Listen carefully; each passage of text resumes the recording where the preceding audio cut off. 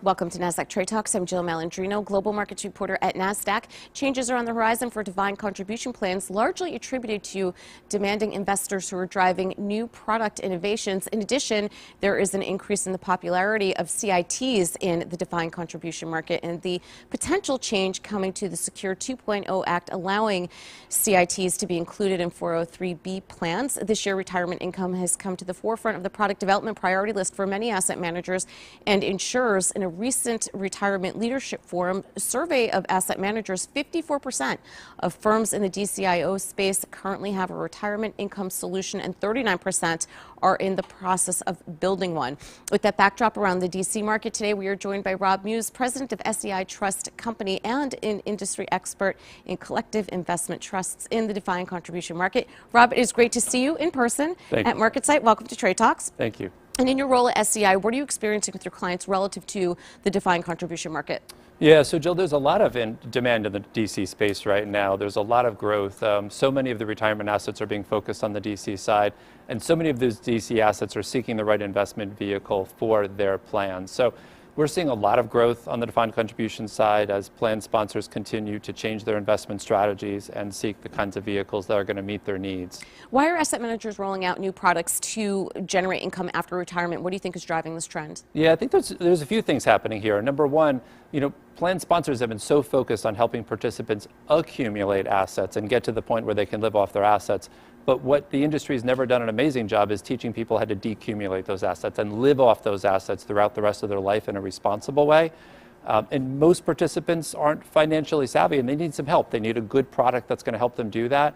So there's a big demand to have quality retirement income products in the marketplace. What are participants who are invested in defined contribution plans, what are they looking for in terms of retirement income product solutions? It's a great question. The average participant is just looking for a product that they, number one, understand, ideally has some flexibility, but I think that's a little bit optional, and a solution that's going to pay them for the rest of their life, right? Some kind of a solution that's going to keep paying them and theoretically not run out of money. Annuity-like, if you will, but still starting with their defined contribution plan balance. And as new opportunities emerge in the retirement space, why are collective investment trusts becoming a popular vehicle for new product development among asset managers? Yeah, the cost differential is meaningful in CITs. So they often have the edge over mutual funds and separate accounts. Sometimes they have the edge, sometimes it's comparable, but CITs have that cost differential, which is meaningful.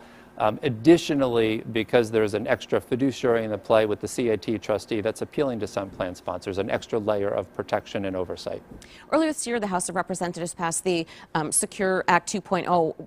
We're waiting for approval for this legislation to go through, which could very likely allow 403B plans to invest in CITs. So, Robb, if this legislation does pass, what does this opportunity look like for asset managers and 403B plan sponsors? Yeah, so it's meaningful. They'll put almost over $1 trillion in assets in play and make them eligible for CITs, which means a lot of 403B plan sponsors, which are typically in universities and institutions of education, need to think about their options again because they have a new array of options that they've never had before. So some asset managers are really working right now to prepare for this because this legislation could pass anytime in the coming months. So strategically, how should asset managers be thinking about the specific products that they should create or hope to launch in the defined contribution market? Yeah, so I think asset managers need to think about what they do well and what makes their strategies appealing to the marketplace. You can't be all things to all people. Think about what strategies are going to be appealing and make sure you have the right vehicle, whether it's a mutual fund, whether it's a CIT separate account. Make sure you have the right vehicle that's going to be appealing to whoever you're going after. All right, Robb, appreciate the insight. Thanks for joining us on Trade Talks. And thanks for joining me. I'm Jill Malandrino, global markets reporter at Nasdaq.